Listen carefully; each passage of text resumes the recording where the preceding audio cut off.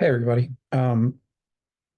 Seems I forgot to read chapter 9 in The Hobbit, so I'm going to backtrack a little bit today and pick up chapter 9 and post the video for that out there so you can get up to speed. So here we go. This is chapter 9, Barrels Out of Bond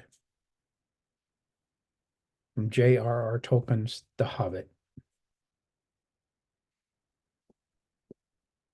The day after the battle with the spiders, Bilbo and the dwarves made one last despairing effort to find a way out before they died of hunger and thirst. They got up and staggered on in the direction from 8 out of the 13 of them guessed to be the one in which the path lay. But they never found out if they were right. Such day as there ever was in the forest was fading once more into the blackness of night. They suddenly, then suddenly outsprang the light of many torches all around them, like hundreds of red stars. Out leapt the wood elves with their bows and spears and called the dwarves to halt. There was no thought of fight, even if the dwarves had not been in such a state that they were actually glad to be captured. Their small knives and the only weapons they had would have been of no use against the arrows of the elves and that could hit a bird's eye in the dark. So they simply stopped dead and sat down and waited, all except Bilbo, who popped on his ring and slipped quietly to one side. And that is why, when the elves bound the dwarves in a long line, one behind the other, and counted them, they never found or counted the hobbit. Nor did they hear or feel him trotting along well behind the torchlight as they led off their prisoners into the forest. Each dwarf was blindfold. That did not make much difference, for even Bilbo, with the use of his eyes, could not see where they were going, and neither he nor the others knew where they had started from anyway. Bilbo had all he could do to keep up with the torches, for the elves were making the dwarves go as fast as they could, sick and weary as they were. The king had ordered them to make haste. Suddenly, the torches stopped, and the hobbit had just time up, to catch them up before they began to cross the bridge. This was the bridge that led across the river to the king's doors. The water flowed dark and swift and strong beneath, and at the far end were gates before the mouth of a huge cave that ran into the side of a steep slope covered with trees. There the great beeches came right down to the bank till their feet were in the stream. Across the bridge, the elves thrust their prisoners, but Bilbo hesitated in the rear. He did not at all like the look of the cavern mouth, and he only made up his mind not to desert his friends just in time to scuttle over at the heels of the last of the elves. Before the great gates of the king closed behind them and clang with a clang. Inside, the passengers were lit with red torchlight, and the elf guards sang as they marched along in the twisting, crossing, and echoing paths. These were not like those of the goblin cities. They were smaller, less deep underground, and filled with a cleaner air. In a great hall with pillars hewn out of the living stone sat the Elven-king on a chair of carven wood. On his head was a crown of berries and red leaves, for the autumn was come again. In the spring he wore a crown of woodland flowers. In his hand was held a carven staff of oak. The prisoners were brought before him, and though he looked grimly at them, he told his men to unbind them, for they were ragged and weary. Besides, they need no ropes, and we need no ropes in here. He said, "There is no escape from my magic doors for those who are once brought inside." Long and searchingly, he questioned the dwarves about their doings and where they were going to and where they were coming from, and he got a little more news out of them than out of Thorin.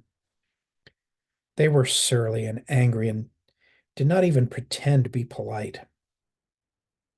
"What have we done, O king?" said Balin, who was the eldest left. "Is it a crime to be lost in the forest, to be hungry and thirsty, to be trapped by spiders? Are the spiders your tame beasts or your pets? If killing them makes you angry?" Such a question, of course, made the king angrier than ever, and he answered, "It is a crime to wander into my realm without leave. Do you forget that you were in my kingdom using the road that my people made? Did you not 3 times pursue and trouble my people in the forest and rouse the spiders with your riot and clamor? After all the disturbance you have made, I have a right to know what brings you here, and if you will not tell me now, I will keep you all in prison until you have learned sense and manners." Then he ordered the dwarves each to be put in a separate cell and to be given food and drink, but not allowed to pass the doors of their little prisons until one at least of them was willing to tell him all he wanted to know. But he did not tell them that Thorin was also a prisoner with them. It was Bilbo who found that out. Poor Mr. Baggins. It was a weary long time that he lived in that place all alone and always in hiding, never daring to take off his ring, hardly daring to sleep, even tucked away in the darkest, remotest corners he could find. For something to do, he took to wandering about the Elven-king's palace. Magic shut gates, but he could sometimes get out if he were quick. Companies of the Wood Elves, sometimes with the king at their head, would from time to time ride out to hunt, or to other business in the woods and in the lands to the east. Then, if Bilbo was very nimble, he could slip out just behind them, though it was a dangerous thing to do. More than once, he was nearly caught in the doors, and they clashed together when the last elf passed, yet he did not dare to march among them because of his shadow. Altogether thin and wobbly it was in torchlight, or for fear of being bumped into and discovered. When he did not go out, which was not very often, he did no good. He did not wish to desert the dwarves, and indeed he did not know where in the world he would go without them.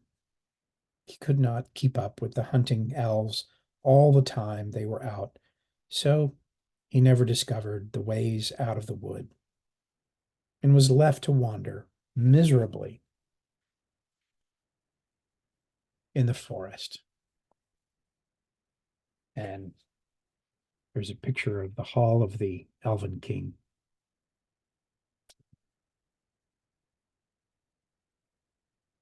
Terrified of losing himself until a chance came of returning, he was hungry too outside, for he was no hunter, but inside the caves he could pick up a living of some sort by stealing food from the store or a table when no one was at hand. I'm like a burglar that can't get away, but must go on miserably burgling the same house every day, day after day, he thought. This is the dreariest and dullest part of all this wretched, tiresome, uncomfortable adventure.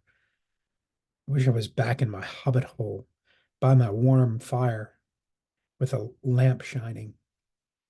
He often wished, too, that he could get a message for help sent to the wizard, but that, of course, was quite impossible, and soon realized that if anything was to be done, it would have to be done by Mr. Baggins alone and unaided. Eventually, After a week or two of this sneaking sort of life by watching and following the guards and taking the chances he could, he managed to find out where each dwarf was kept. He found all their 12 cells in different parts of the palace, and after a time, he got to know his way around very well.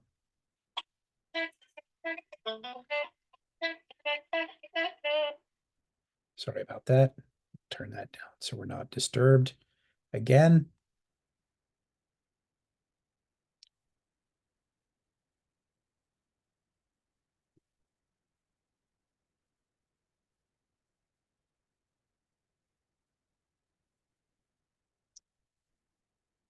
Well,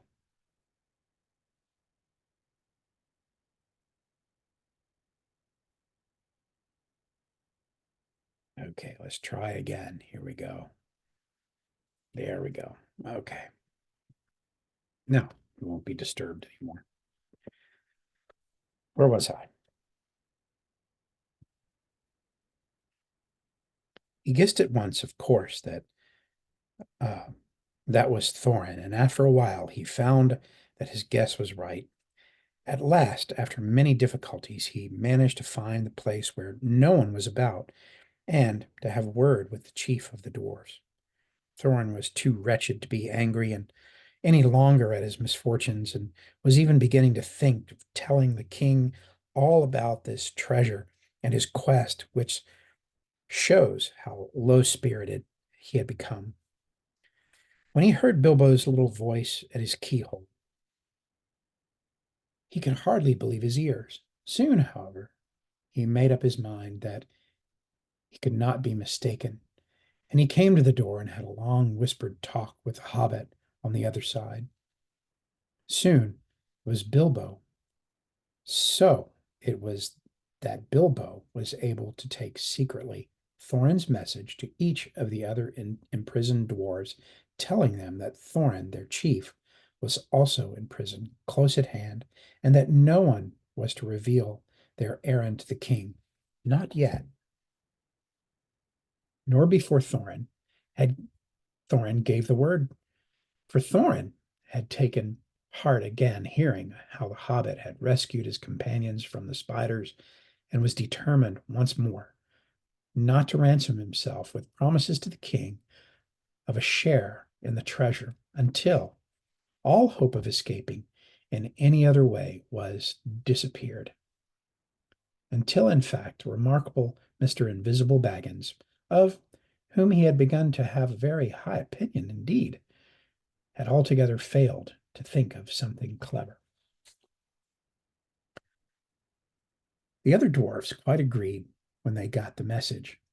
They all thought their own shares in the treasure, which they quite regarded as theirs in spite of their plight and the still unconquered dragon, would suffer seriously if the Wood Elves claimed part of it.